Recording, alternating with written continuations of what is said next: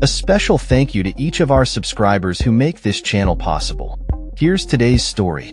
In a dramatic turn of events, oil prices have taken a significant hit following the largest weekly drop since late June, coinciding with an impending summit between U.S. President Donald Trump and Russian President Vladimir Putin.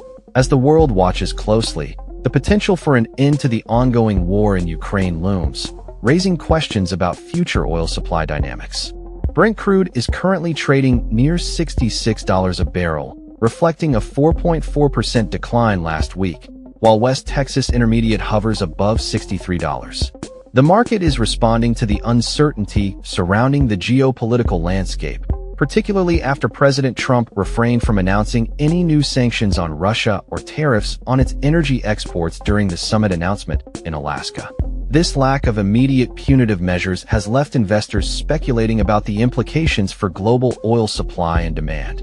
Behind the scenes, U.S. and Russian officials are reportedly working towards an agreement that would solidify Moscow's control over territories seized during its military invasion of Ukraine. This development has raised alarms among European allies and Ukrainian officials, who are concerned about the potential ramifications of a deal that might marginalize Ukraine's sovereignty. The ongoing negotiations come at a time when oil prices have already lost over 10% this year, primarily due to OPEC Plus nations ramping up production faster than anticipated, signaling a shift from the production cuts that characterized the market in 2023. As economic growth indicators show signs of slowing, the specter of decreased oil consumption adds to the market's volatility.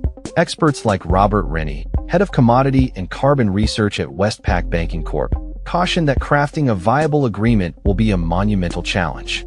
He predicts that if a resolution is reached, Brent crude could potentially dip below $65, with risks of falling under $60 by the end of the fourth quarter. Investors are keenly awaiting further insights into the supply-demand balance, with the Organization of the Petroleum Exporting Countries, OPEC, set to release its monthly market analysis, and the U.S. Energy Information Administration preparing its short-term energy outlook. Additionally, the International Energy Agency will publish its monthly report, which will provide further clarity on the global energy landscape. Meanwhile, Ukraine has been actively engaging in military operations, claiming a successful drone strike on a major refinery in Russia's Saratov region. This attack marks the latest in a series of assaults on Russian oil facilities, underscoring Ukraine's commitment to countering Russian aggression even as diplomatic talks unfold.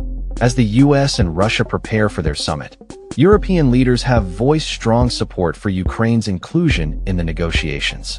Ahead of the talks, officials from France, Germany, Italy, Poland, Britain, and Finland, along with EU Commission Chief Ursula von der Leyen, issued a joint statement emphasizing that any peace deal must involve Ukraine. The statement reflects a united front among European powers, asserting that the future of Ukraine cannot be determined without its direct participation. EU foreign ministers are set to convene a video meeting to discuss the next steps before the summit, with Ukraine's Foreign Minister Andriy Sybiga participating as well. The prospect of a U.S.-Russia meeting without Ukrainian President Volodymyr Zelensky has raised concerns among European officials, who fear that such a deal could lead to Ukraine ceding significant territory. German Chancellor Friedrich Merz expressed hope that Zelensky would attend the summit, reinforcing the notion that Ukraine's voice is crucial in any negotiations. Top EU diplomat Kaja Kallas has been vocal about the necessity of including Kyiv in any agreement, stating, "President Trump is right that Russia has to end its war against Ukraine. The U.S. has the power to force Russia to negotiate seriously. Any deal between the U.S. and Russia must have Ukraine and the EU included, for it is a matter of Ukraine's and the whole of Europe's security." Kallas has called for an extraordinary meeting of EU foreign ministers to discuss the unfolding situation, emphasizing the importance of a cohesive European response. As tensions continue to escalate, NATO head Mark Rutte highlighted the significance of the upcoming summit, suggesting that it will serve as a critical test for Putin's intentions regarding the war. Ukraine's military has reported reclaiming a village in the Sumy region from Russian forces, indicating that the conflict remains active and fluid. In terms of preconditions for peace, Moscow has demanded that Kyiv withdraw its forces from occupied regions and commit to neutrality, rejecting Western military support and NATO membership. Conversely, Kyiv has firmly stated that it will never recognize Russian control over its territory, although it acknowledges that regaining lost land will require diplomatic efforts rather than military action. The EU's Kalas has reiterated support for Ukraine's position, asserting that all temporarily occupied territories rightfully belong to Ukraine under international law. NATO's Ruda acknowledged the reality of Russian control over certain Ukrainian territories, suggesting that future negotiations may need to recognize this de facto situation without granting formal political recognition. As the world watches the developments unfold, the outcome of the upcoming summit between the US and Russia will undoubtedly have far-reaching implications not only for Ukraine, but also for the global oil market, which is already experiencing turbulence.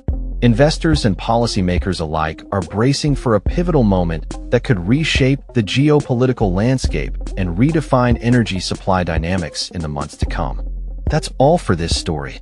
We upload videos every day covering many different subjects, so hit that subscribe button to stay informed. Thanks for watching.